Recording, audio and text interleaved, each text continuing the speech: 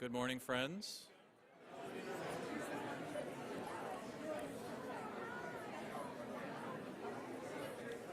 Good morning.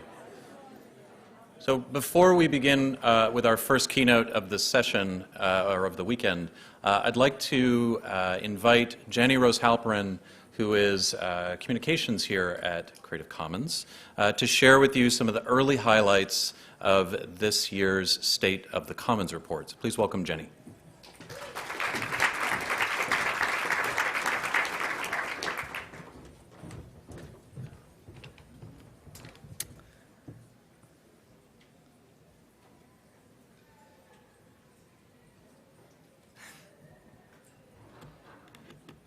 Oh, I see.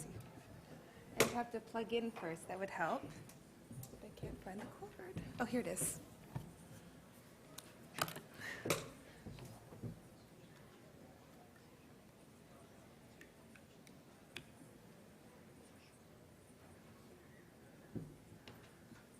All right. This is our annual State of the Commons report.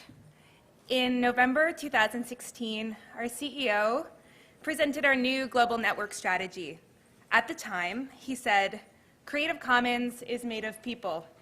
Every day, we work with people who have a vision to change the world." This is a call to action for the kind of community we want to have.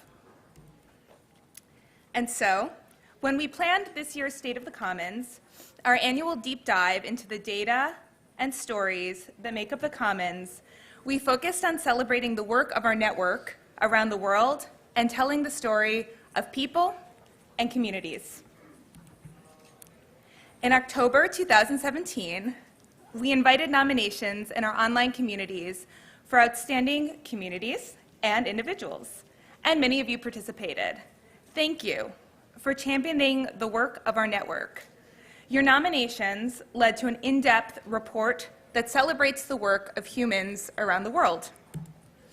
From Marjorie Merrill's advocacy work in Panama to the CC Jordan community, thriving under Ratzan El-Hadid's expert leadership to Kelsey Merkley's Uncommon Women Project, this year's State of the Commons is made up of the stories of our network, of our friends, and of our community.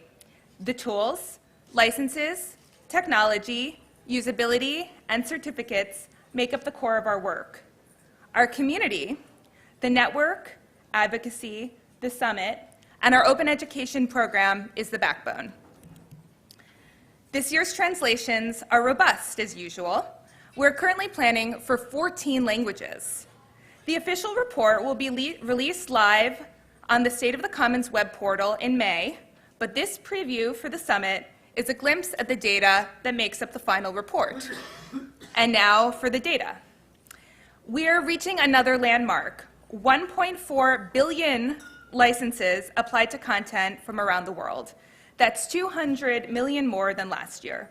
We'll be sharing out these images over the course of the day, so don't feel like you need to take it all in now.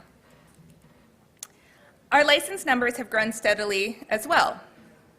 While most of our licenses percentages have stayed stable, the use of CC by SA has become an increasingly large percentage of our total license ecosystem. Our new search tool, ccsearch.creativecommons.org, is used around the world as well. 3,378,334 sessions this year and 1.5 million queries, less than a year after launch. The top 6 countries represented on the graphic: Canada, of course, Spain, Australia, the US, the UK, and Germany. A number of releases from cultural institutions this year, including the landmark 375,000 works under CC0 from the Met, provide an exciting landscape for CC license uptake. Over the course of the weekend, we'll be sharing out new images of facts and data, a whimsical look at some of the report's key points, complete with images from the Commons. The first image is shareable on Twitter and Facebook at Creative Commons now. So you can all go ahead and tweet and Facebook post about it. Thank you to the platforms we work with for sharing out these facts from the Commons. And mostly, thank you. Thanks to all the summiteers, the network members, the translators, the community, the platforms, the donors, the board members, our excellent web designers, Affinity Bridge, the foundations, and the summit sponsors who make our work possible. We couldn't do it without you. Gratitude to all of you.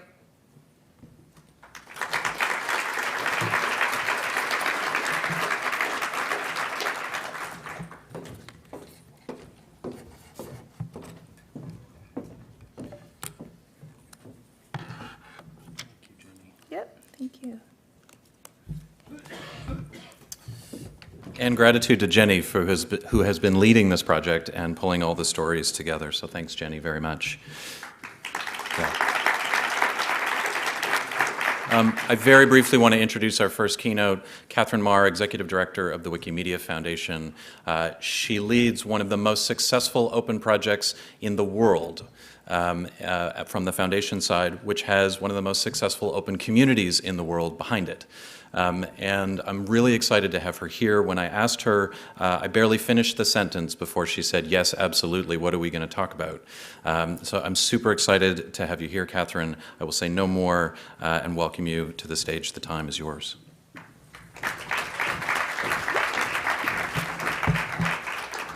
Hi, everyone. I'm really excited to be here, too. I'm not sure how the AV is going to work, but it's going to work, I'm sure. All right, don't look at my password. Ooh, boy. All right. So Ryan's absolutely, oh, that is, you guys, my speaker notes, that's not what you want to look at, is it? And my tab problem. It's a little bit of an addiction. Okay, so first of all, thank you so much for having me here today. As Ryan said, I was absolutely delighted and thrilled to come and talk to an audience that I think is really actually just an extension of the community that I belong to in my day-to-day in Wikimedia. I think of all of us as really just part of one giant community for open, and that's what I want to talk about here today. I want to talk a little bit about what happens when you have a giant community for open and what happens when you're successful and what some of the tension of that might look like. I also want to acknowledge it's really chilly here today.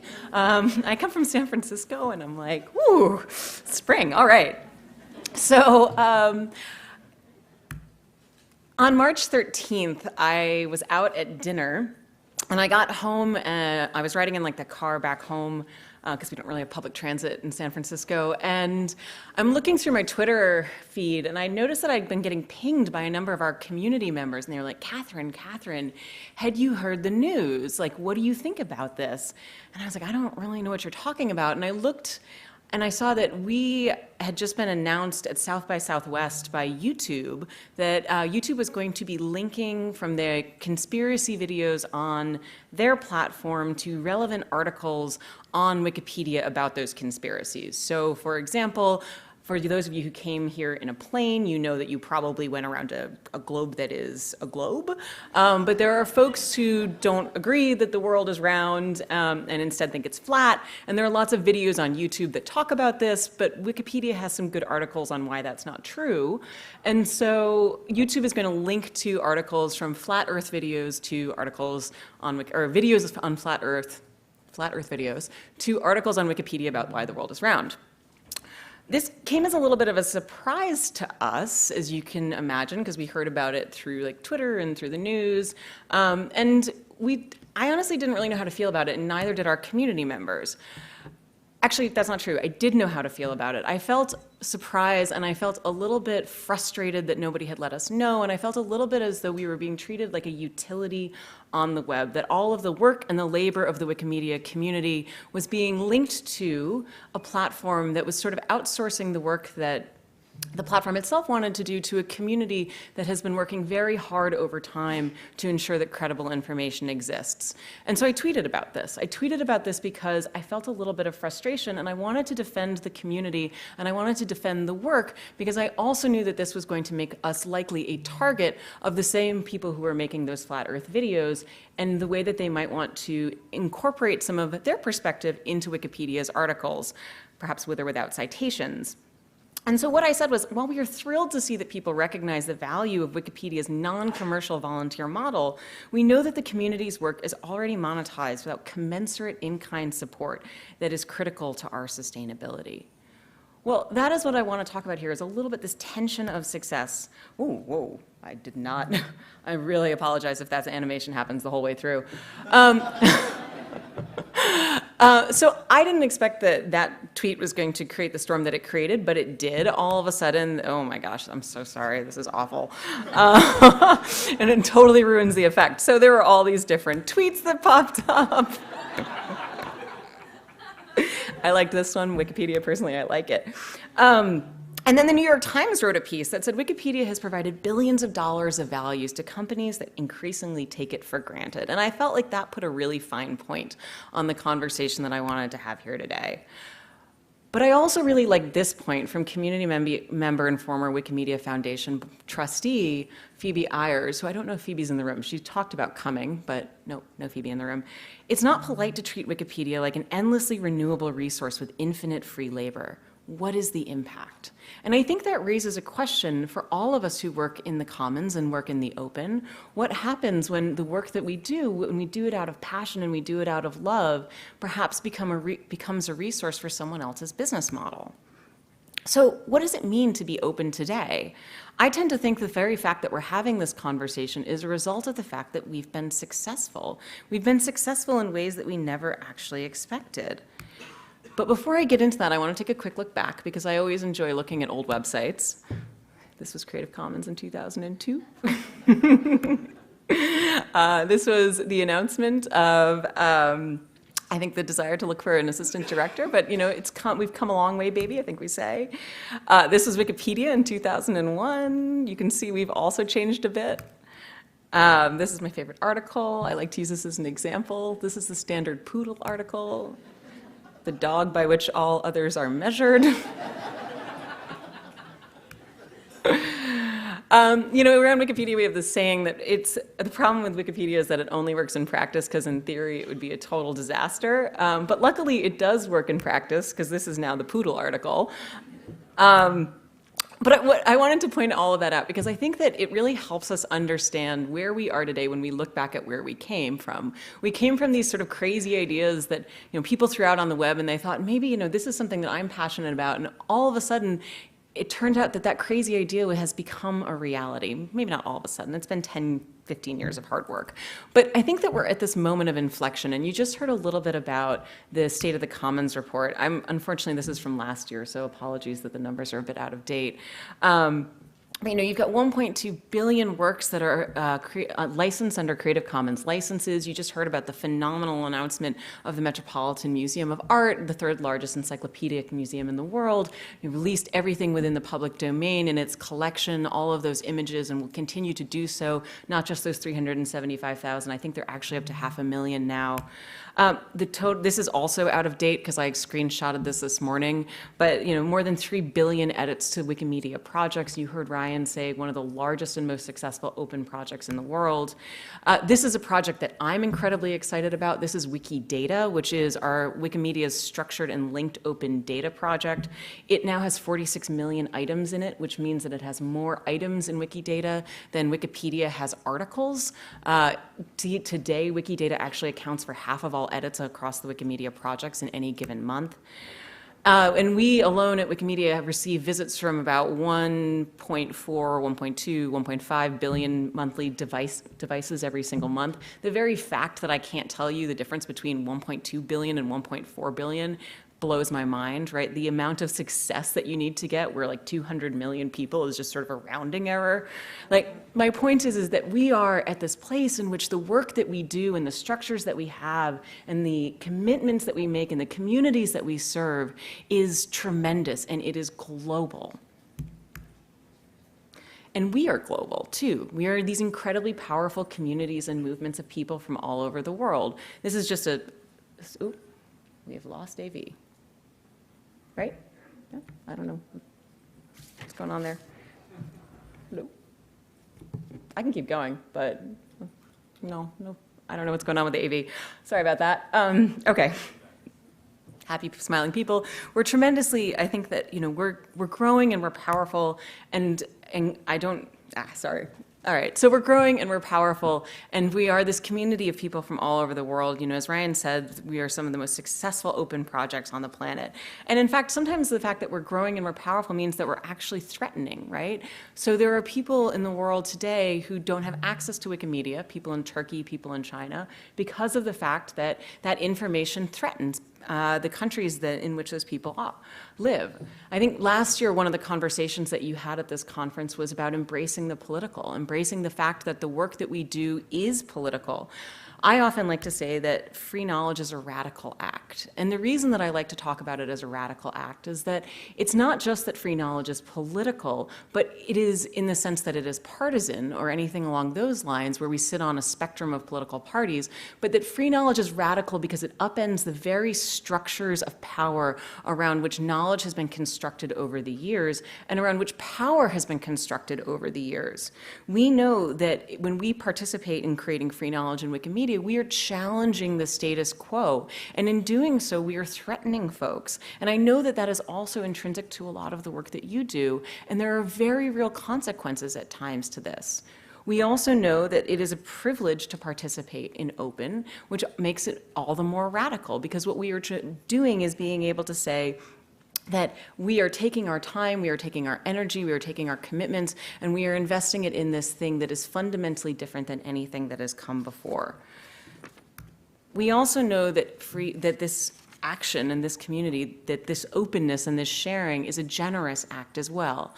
We hear a lot in the Creative Commons community about gratitude. I like to talk in the Wikimedia community about generosity, because what we're doing is we're giving, and we're giving without the expectation of return.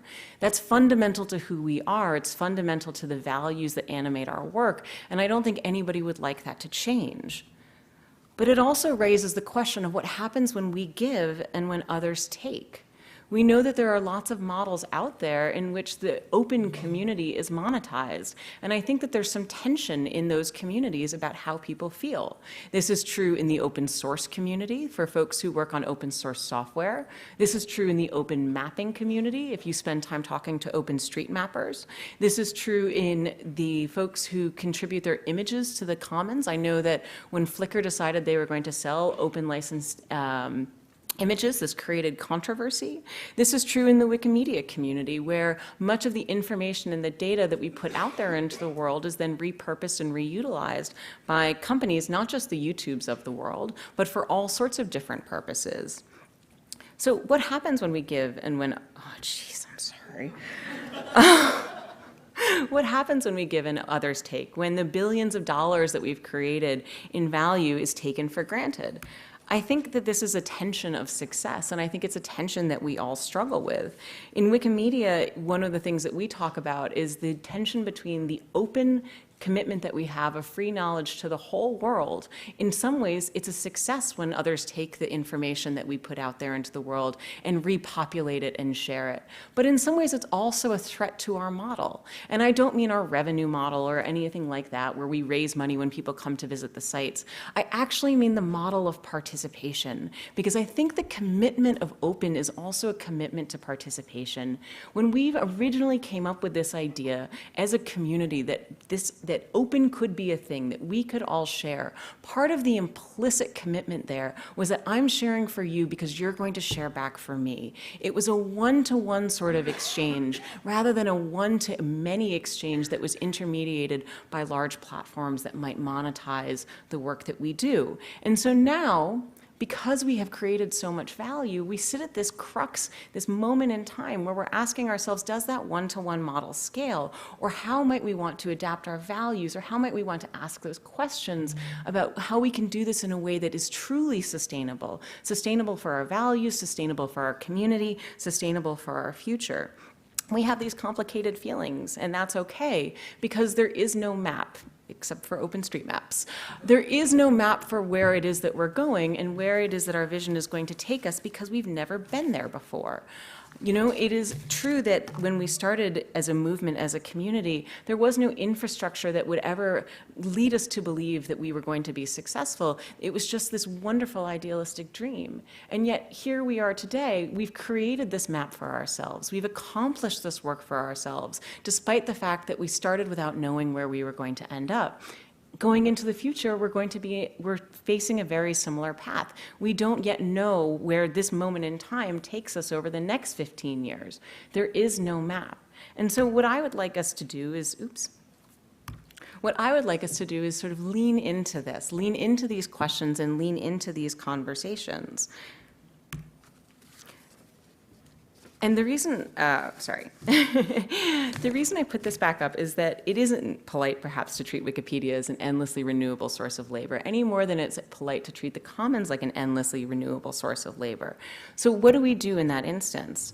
I think we have to assert that generosity must flow both ways. I think that we have to assert that the gratitude in which we share must be a gratitude that is extended across not just our communities, but the rest of the world. I think that we want to do that in a way that invites others in by being generous in our model and saying, yes, of course we want you to participate, but we'd like you to participate in kind. We'd like you to participate in ways that give back to the communities and find ways to make them more sustainable. Let's define our own terms for this generosity. Let's define the way that we want to move forward, the roadmap that we want to set out, the roadmap that we want to share with others as they come along this journey with us. I think that what we're asking for is that this engagement be active rather than exploitative, that it be generous, because there's a responsibility for building the commons for all of us rather than the commons for those who already exist as members of it. I think that there's a partnership that we can have with the broader world when the broader world takes up the value that we offer. And the exciting thing about that partnership is that it brings resources and scale that we do not yet have in our communities today. What I mean by this is that when we start talking about broader platforms in the world, when we start talking about reusers, when we start talking about institutions that see value in open, what we also are talking about are institutions that can reach more people than we currently reach, that have resources beyond what we currently have, and can perhaps continue to amplify our mission so that it's not just the 1 billion devices that visit Wikimedia every single month, but the 3 billion devices of the connected world, or the 3 billion people of the connected world. We don't know exactly what that partnership will look like, but we've never known exactly where this road would take us. So if we assert our values and if we lean in, I believe that creates an opportunity for us to build a commons that is better for us all. I've talked a little bit about the value, just to circle back, I think that it is important for us to ask for those rights. I think that it is important for us to think about not just are we comfortable with this idea of being radical, are we comfortable with this idea of being political, but also are we comfortable with the idea of asserting and standing up for what it is that we believe? Are we comfortable with, when we are in dialogue with bigger players in the world, to say, thank you very much for utilizing us, but also let's think about how you can contribute back. And these are actually the lines of engagement for our communities. These are the ways in which we expect you to be a good citizen and a good collaborator and a good contributor. The values of our communities are what makes us real. The values of our communities are what makes us compelling. The values of our communities are what brings all of us into this room because we have a common set of principles that we share, a common goal that we want to achieve. But we also create value, and I think it is okay for us to be comfortable with that and to assert that because that value creates power in the world. I don't know that necessarily in this community it means much for us to say what our monetization strategy is or how much value we've created in a way that is attributed to a dollar sign. But I do know that those are conversations that the rest of the world engages with. And I think it's okay for us to be comfortable with those conversations as a way of articulating to a broader world what it means to be successful. And I know that that's a little bit controversial, and I hope we can talk about that on the panel today, but that's why I'm putting it out there, is that I do think it is incumbent on us as we think about the future that we want to have, to be able to speak the language of the communities that we want to engage with in a broader sense, to go beyond the communities that we are today and find ways of describing the work that we want to do to those who've never heard of it before. We want to live in open societies. That is why we believe in open. the openness that we believe in contributes back to the open societies that we have. This is an opportunity for all of us, I believe, to bring this openness to an even broader audience than we've had before. So lean in for our values, but also lean in for our value, and use it as an opportunity to start the conversations and to expand the audience that we already have. Thank you.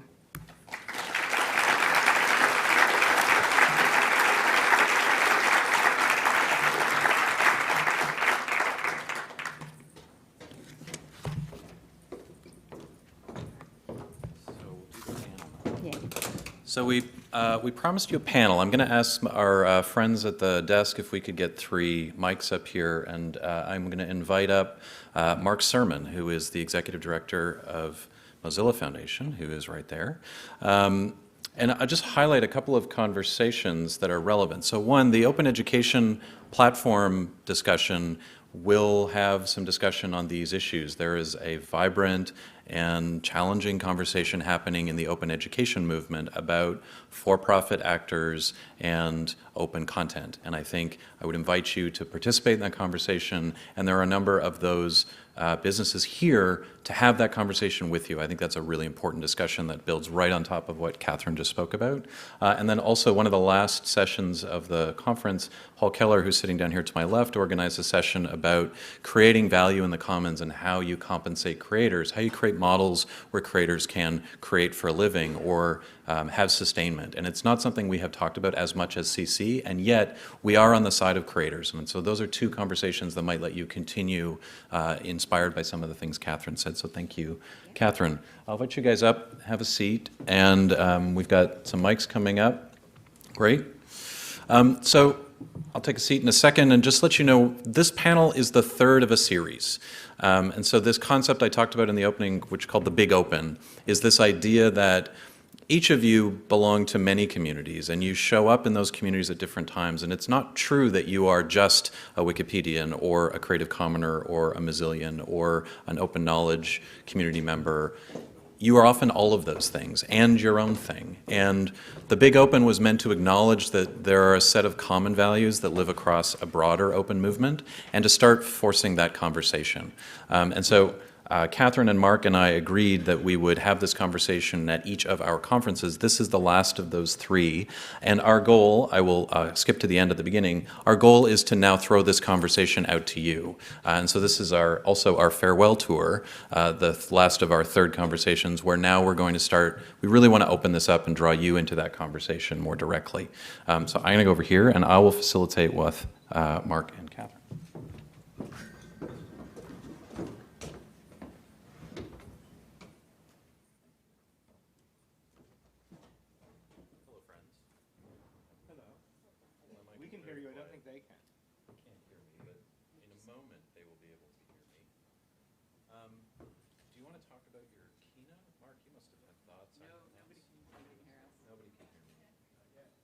I'm saying very interesting things, and you can't hear any of them. They're fascinating. Here we go. Hello. Wave at the back if you can hear me now. All right, there you go. I have thumbs up in the back. There are some things in the talk that are really interesting. The idea of, each of you come from organizations that have served billions of users and have become foundational to the web. And I think maybe I want to give you, Mark, maybe the opportunity to reflect on some of the things you heard, and then I want to talk about your report and some other things. But maybe just if you had any reflections as one of the other very successful open stories that has served billions of users and is also something that people kind of think of, take for granted. Yeah, well, great talk. It resonated a lot, and I think there are a bunch of tensions that we sit in right now, which is sort of taking the commons for free and harvesting from it, is one that are tensions that come out of our success. It really resonated. And one of the commons that we think about the most is the internet as a whole and the web as a whole. So the Mozilla Manifesto talks about the internet being a public resource which is open and accessible to all. So that idea that it is something that belongs to all of us, the web as a whole, the internet as a whole, comes from the foundation of what we've done. There's a couple things I think about all of these different commons face in the tension of our success. One is about looking at the areas where those tensions or where that exploitation exists and what the kind of outcomes of it are. And then the other is, how do you actually defend it or build it or kind of keep it, steward it? And then the third is actually, what do you do to the people who are exploiting it and wrecking it? Mm-hmm. Or, what do you do to push back against them? So I won't go into all those things now, but those are three things that I have on my mind that maybe we can get into. The one thing I will say before getting into those specifics is, as Catherine said at the end, our values are key to all of this, and actually that values-value relationship is key, in that it actually is our values that have created a lot of the value that's getting ripped off or damaged or whatever it is.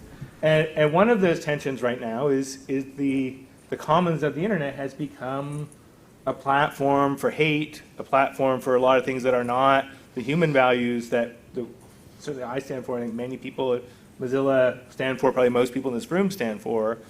And an exercise we went through, this is the 20th anniversary of Mozilla.org on March 31st. And one of the exercises we went through over the last year and released on March 31st was actually to update the Mozilla Manifesto, which is still about the internet being a public resource. But most of the original manifesto, which was written 11 years ago, talks about openness, talks about privacy and security and community, but really is about this core value of openness. And it's become clear that having a commons that is open, having an internet that is open, is not enough to create accessibility and opportunity for all. And that we need intentionality if we want the commons to benefit people. And actually we need intentionality if we want the commons not to be exploited for hate or the absolute aggregation of power at a level that we've probably never seen in the history of the world and the history of business, both of which have been done off the back of the commons. And so we've updated the Mozilla Manifesto to talk about being intentional that the internet is inclusive for all people no matter who they are, that the internet is a place that is there for critical thinking and should not be a place for the flat earthers, God bless them. But really talking about we need some intentionality about how the internet is good for humans, how the commons is good for humans.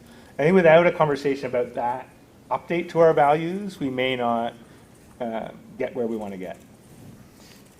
I want to dig into a comment that Catherine made, which reminded me of a conversation I had at the CC board.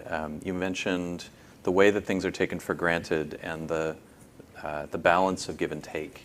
And Adam Grant wrote a book on this topic, not surprisingly called Give and Take. When Flickr decided to sell CC licensed works and not pay the creators, and those works were CC BY, it created an uproar. And a lot of creators said, no, what they were doing was absolutely and completely permitted under the license. And a lot of people still felt betrayed.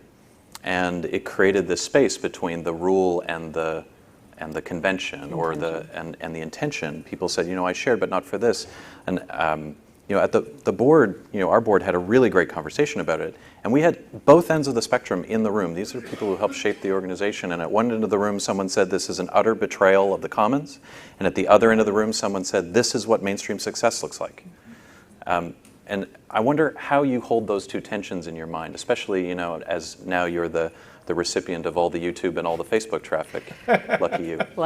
Fortunate us. No, I think that's exactly right. I do just want to quickly, before I get into that, pick up on what Mark said, because we recently went last year through our own process of updating our thinking and our strategic direction, is what we called it. In a very similar way, saying that we want, of course, to be the free encyclopedia for the world, but that's actually just the first step in our vision towards a world in which every single human can freely share in the sum of all knowledge, and that we are going to need to be more intentional if we are going to actually achieve that vision. And we are talking about what does it mean for knowledge to have knowledge to be a service to people, but also for us to really focus on the goals of knowledge equity, rather than just sort of put it out there in the world and say, if we build it, they will come, and eventually it'll be equitable and open and available to all. So I think that intentionality is something that our organization has also circled toward, and is a really powerful, I think, updating of our mission, and an updating of our mission that makes open meaningful as opposed to just a protocol. Right. But to your point, your question of that tension, we have these arguments all the time, because the information on Wikimedia, if you do, we talk about how Wikimedia is actually the second stop for most people. Most people come to us via search engine, and when they do, very often that search engine will excerpt a bit of information from the Wikipedia article itself, which means that, in effect, it's siphoning off traffic that would otherwise end up on Wikimedia. Now, that's great in the sense that we want to get our information out there to the world. That's our goal. More people having access to more information. And many of our community members believe this. That's what success looks like. For me, I disagree. I think it breaks the model, because I think that it gets to the more information and more people, but what it doesn't do is it doesn't honor the commitment that people can freely share. Because sharing goes both ways. Sharing asks for you to participate as well as to consume. It asks for you to create. And so when we talk about getting all the information out there, and this is what I meant about, it's not about the revenue model, it is about the very model of creation, contribution, participation.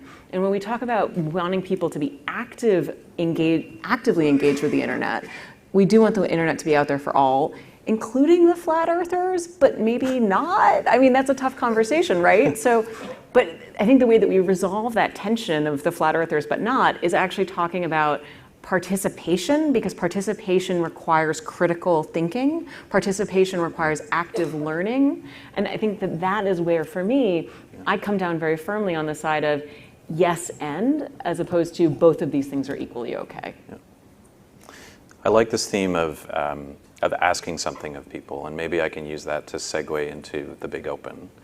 One of the things we've all said in our conversations is that we want to seed this conversation and start the snowball rolling, but also we want to turn it out into the community. And so what are some of the ways that we can start to do that? Like, how do we, what we want to see, I think, from our conversations is a recognition and an acknowledgement that all of you are part of a broader open movement, and these shared values are at the heart of our power together. And the question then is, how can we wield that power, and for what? And I think the Internet Health Report points in some really interesting directions. I think the addendum to the Mozilla Manifesto, which is really exciting. This is a big deal for Mozilla to update the manifesto, and they did it really intentionally and with a lot of open consultation. There's some really important values there that didn't exist 20 years ago when the first manifesto was written. So how can we draw people into this and turn this conversation out and help play a role of lifting others up into doing that work? What are some of the things that come to mind? So many places to go from that. Right? I mean, I guess one of the things, just to riff off the manifesto and the Internet Health Report, which came out this week, first day of the Zuckerberg testimony, so check out internethealthreport.org. Intentional? It turns out it was a bizarre piece of luck. But it also turned out, to Ryan's question, really useful, because one of the things I don't think we have as a set of movements, a movement that's up to date, is, I guess, a well of political thinking to pull from. And, having grown up in the free software movement and very much where these movements came from, there was books and papers and things that we all cited, and there really was a politics of the time that we fought over, that we that we kind of drew from, that we added to, all of those things. And it's not to say Mozilla is the place where is that well of politics, but certainly the Internet Health Report, which is written by, there's 3 staff for the Internet Health Report, and there's 200 volunteer contributors from all over the movement. And it is meant to be an open source project that sort of forms a little bit of that well as a little bit of a political map going forward. And we'll need more of those, not just that. But I think updating our politics and getting more political And I don't certainly have the answer. I don't think we all have the answers of what that is. Some of it's in the addendum, some of it's in your talk, some of it's in things people have contributed to the Internet Health Report. I certainly do think some things in updating that politics is caring about inclusion and equity, and that the internet brings that somehow, and how we deal with some of those conundrums. Like, and it's not the flat earthers. I mean, they're a cute example, but there are people doing bad, false, misleading, exploitative things on top of the commons. Like, how we deal with those conundrums has to be a part of the politics. We can't just say that's going to go away, and we can't say it's harmless, because it's not. And I think also updating our politics about maybe updating our political economy of how all of this works, that those people who are exploiting the commons, I mean, we have some policies on what we expect back. Like, should Facebook and Google pay taxes that go back to Wikipedia or back to Creative Commons? Like, it's a crazy idea. I didn't think about it till listening to you. But, like, why not, right? I mean, they're exploiting a public resource. So should there be an internet tax that, in the same way that phone companies used to have to cross-subsidize rural access because it was more expensive, that, we find some ways to make sure that equity happens on the internet through people who are making money off the internet. I'm not proposing those things, but we need some way to look at how we balance these things. And I would say a real big step for us as a final comment has been to look at just being very directly political. Internet Health Report helped this week and over the last couple of weeks, and even more over the last few years, but this week really came to a head, or last week came to a head, with Facebook and saying, like, look, the economics of the surveillance economy, the economics of an ad-based, data-driven economy are truly broken. Of course, we run off them. Like, it may sound hypocritical, but we're not also shy about that. And we have to have a conversation about what that's doing. And it actually leads all the way back to YouTube pointing to Wikipedia, and many of the other things we talk about is that economy is actually the thing that's fueled many of the things that are frustrating, including that kind of exploitation of the commons. Yeah, I mean, I think the summary of that is, it's the business model, stupid, right? Like, the business model is broken. The way that we have monetized the web is broken. But I think that what is interesting to me, and this is why I talk about our value in addition to our values, is we are creating value. And let's be assertive about that. Let's recognize that we are creating value, and let us ask then for that value to be reinvested in the commons. Let us ask for that value to be reinvested in the commons, to support creators, to ensure that it's sustainable, but more importantly to me, to build a commons that is bigger and better and serves more. Because what we've been talking about, and when we talk about conversations around equity and about inclusion and about really truly serving the web, we must also acknowledge that we are not there yet. And the work to do that is going to be the hardest and most expensive part, because we're talking about reaching people that are hard to reach so that we can invite them to participate and updating our models. And that is going to be tough. It is going to be arduous. It is going to ask us to confront the things that are hard, and the reasons that we haven't done them yet is because they are hard. And that is going to require more support. And so let's assert that. Let's assert that we have value, and then ask for that value to be invested to build the commons that we really want, because the commons that we really want is the antidote to the internet model that exists today. So what would you ask for? So I don't know, I was talking about this the other day with someone, and they were like, what about a penny per user, right? Like, a penny per user gets you big numbers pretty quick. From who? That's a good question. I'm not going to name names right now, but I think There's 5 of them.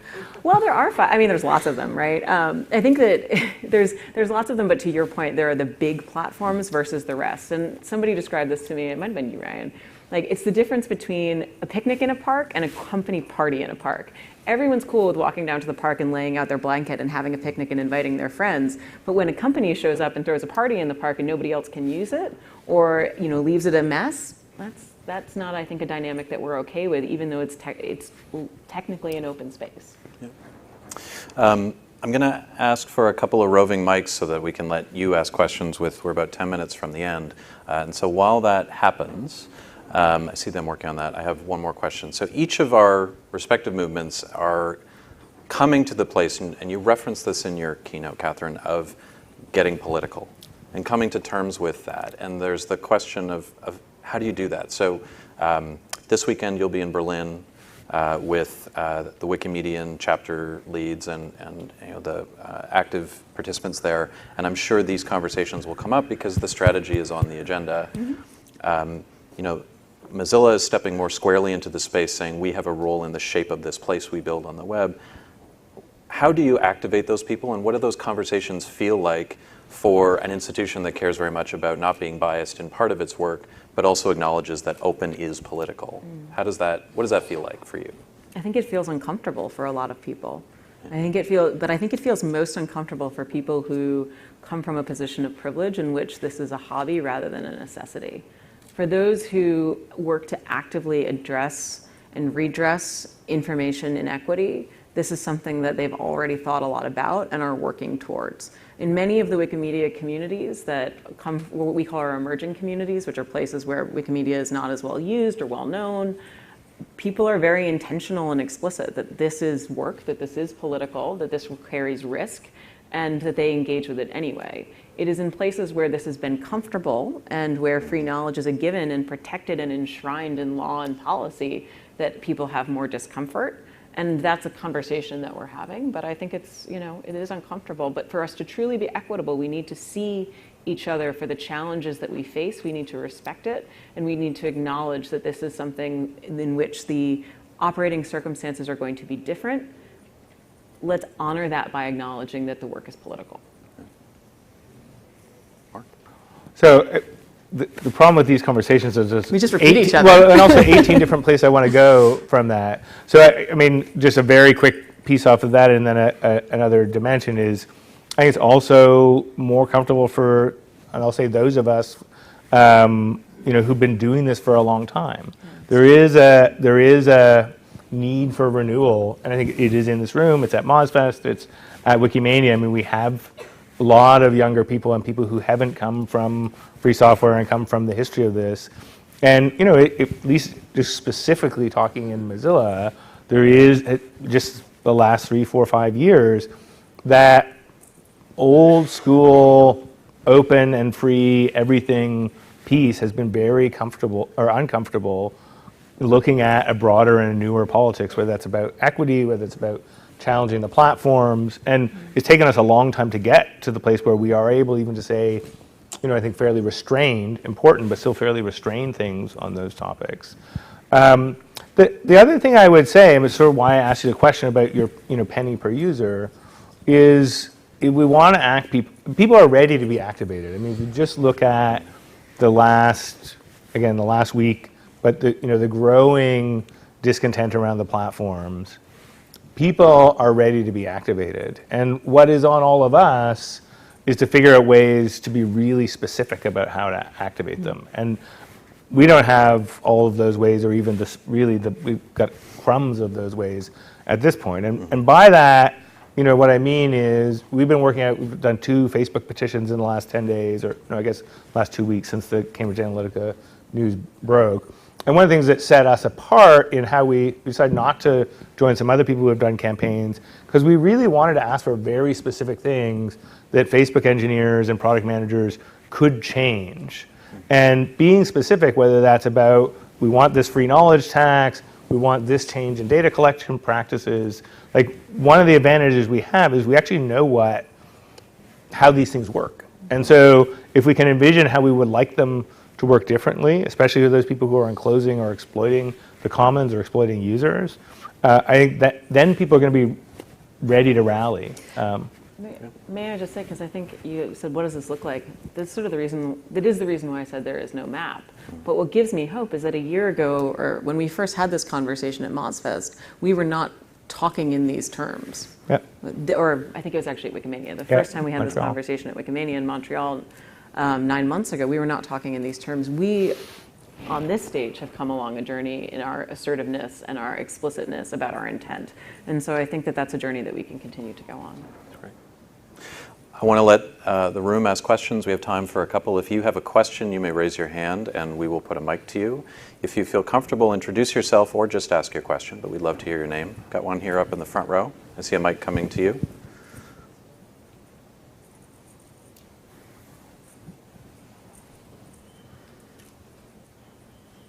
Hello, my name is Andres. I'm from CC Ecuador. I have this question where I'm wondering whether or not we realize that we're treating corporations as people. when it comes to internet access, access to the commons, you know, and whether or not APIs, for instance, can include like a clause which says, are you a corporation or not? If yes, do you profit from your users? And if yes, how many users use your platform? And then you have like, you know, if it's like 100,000, then it's like, okay, it's $5 for you. And if it's like, you know, I wonder if this is legal, you know, because corporations constitutionally in some countries are people. And then I understand that when Creative Commons was created, it was created out of a need of a legal challenge to the status quo. And I think that the challenge right now is that, you know, that if we as commoners can put a stop to this abuse by corporations and tell them you have to like give back. I've often thought, especially in recent years, you know, this idea that the licenses don't really work without community. They're beautiful, brilliant. They hold up under legal scrutiny, but there's still an element. It's like a moral element. It's a willingness to operate as part of a community. It's required, and where we get most frustrated is when we have people who don't do that. And so part of me thinks that you can't technology your way out of that, in sort of in the same way that you probably can't AI your way out of fake news. The part of that solution is civics, right? Like part of your, and so part of it is a moral case, which maybe is why we lean more towards activism, to say like, we probably can't write the code that would efficiently and effectively prevent, let's say, to use the example Catherine used, Google from scraping Wikipedia. So, you know, Wikipedia makes available a giant file that Google can grab and index. But if they stop giving that away or stop making it updated, they just scrape it and write the technology. You know, the internet routes around for good and for ill. So And the licenses allow it. And the licenses allow it. And so I think to answer your question, I think there are things we could do on technology and law, but I also think there are things we should do with our power as a community, which is why we want to have this conversation, because I think we've exerted legal and technical resources a lot, and I think we haven't exerted power as much as we can, and we have more. And to that point, I think if we can build the right, like, massive citizen movement that actually cares about this stuff, and we are in a window where maybe that is possible. You know, think about the digital environment needing an environmental movement. You know, a lot of those problems don't lend themselves either to technology or law, in part because the internet is global. And so when you think about Nike and labor in sweatshops 20 years ago, that's a very difficult problem to solve through regulation because it's multi-jurisdictional. And you had, you know, people who loved the product. I mean, it wasn't all Nike haters who tried to take down Nike. They wanted to wear the shoes. They didn't want them to come from sweatshops. We actually have potentially a similar situation. People want to use these online services, including me. Can we actually get the companies to change their business practices? Because it is the business model stupid. And I think the fastest route to that is a set of incredibly articulate, very well organized, angry users. I think that's right. Yeah, and then to your earlier point, the ask. And so is that ask consumer protection regulation, which we've seen a couple of pretty smart editorials on that. Is it, you know, them changing business practice, et cetera? Well, it's also who you ask. Right. So my contention is demanding it of the companies can be faster than making laws. Primavera, did you have your hand up? Yeah, then I think you get the last question. Oh no. Sorry, we're too long-winded. Hi, I'm Primavera from CC France. So I'm actually curious because there is increasingly this discussion going on about this kind of unfair appropriation of the commons by the private sector. And I was wondering what is your take on these new kind of licenses that are being proposed, such as, for instance, the peer production license or the copyfair license, in which the idea is that people can freely reuse the work, but only if they actually belong to a particular category which is part of the commons. So if I'm a cooperative or if I'm an association, then I actually get to reuse and to use it for commercial and non-commercial purpose. Whereas if I'm a private sector entity, then I need to actually acquire a specific license in order to reuse those works. And in the last year, there seems to be like a lot of discussion that is actually popping up around this. So I was wondering, both from the perspective of Creative Commons or Wikimedia, what is your take on those new kinds of licenses? I don't know that we have a sort of official institutional take on these licenses. I will say I don't think that Wikimedia would be as powerful as it is today if those were the sort of licenses we used. The fact that we don't engage for non-commercial licenses on Wikimedia, I think is part of the reason that Wikimedia has scaled, for lack of a better term.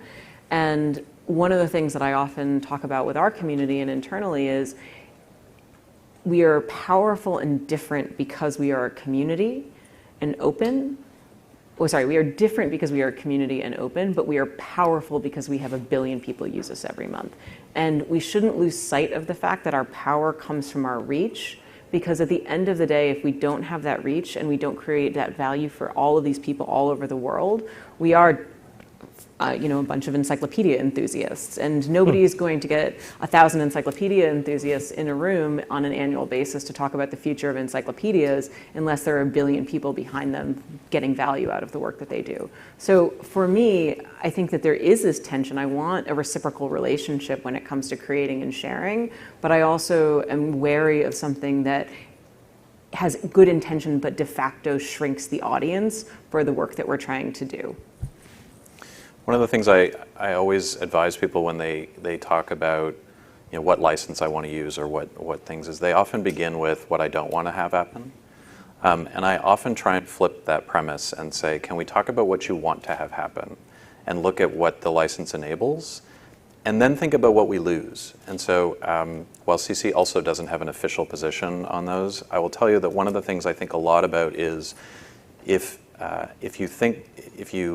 the restriction is on who you are, not what you do and how you do it, you lose a lot. And there are bad actors, but there are also a lot of good actors doing good things. And I don't know if I'm ready to lose all of them as participants. And so that's maybe building on what Catherine's saying. I think that's the thing I worry a lot about. Is I don't want to lose that. I want the broadest reach, and I'm not certain that we get what we want as a result of that. And if we did, I'd be interested. But that's the thing I worry about the most. I think this is such an important point in general, if I may, where there, just getting back to this whole conversation about like what regulation do we need to have, and how do we think about privacy and all this. We should be designing for the world. I think one of the reasons our movements are so powerful is they're designing for the world we want to have rather than responding to the world as it is. And whether that is thinking about how we make policy, or whether that's thinking about how we build product, or whether it's thinking about how we design licenses, building for the world we want to have is what makes us different and what makes us special and what makes us aspirational and what brings people into this room. And I think that that's such an important takeaway for us just as we think about how we go forward. I would just say, I half believe that, and it's where we come from, which is building for and building the world we want is actually what's made us powerful. We need to keep doing it. But there's a colleague that Ryan and I used to have, Jeffrey McDougall, who now is at Consumers Report, and he said about Mozilla, but I think it's true about the broader movement, we're always at our most powerful when we have both build and fight. And really the history of these movements doesn't have any fight. I think we go to all fight. We don't win, but I mean, there are people who we need to pick a fight with while we continue to hold that spirit of building. I want to put Alec Tarkovsky on the spot because he's in my sight line to tell me when is there's a session on the Big Open, which gives all of you the opportunity to lead this conversation. Can you tell me when it is? Do you know? Tomorrow at 4:15, and I encourage all of you to join that conversation and take it up yourselves. Thank you, Catherine. Thank you, Mark. Thanks to all of you for all the work you do and your questions. It's the end of our session. Thank you very much. Thank you.